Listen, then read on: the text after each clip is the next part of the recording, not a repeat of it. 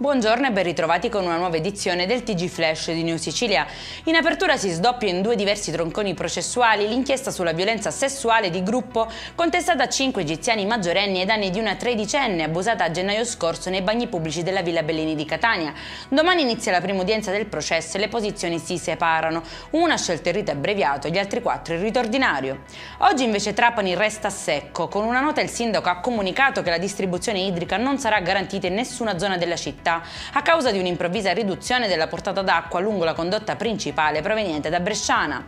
E mentre Trapani affronta questi disagi, anche a Enna la tensione cresce tra i cittadini che devono fare i conti con una crisi idrica senza precedenti. L'acqua infatti arriva nel capoluogo ogni 6 giorni. Un video che sta girando sul web riprende una nonna con la nipotina costretta a lavare i panni in un lavatoio. Nel frattempo nasce il comitato Senza Acqua a Enna e domani è stata indetta un'assemblea cittadina dando mandato a 2 avvocati.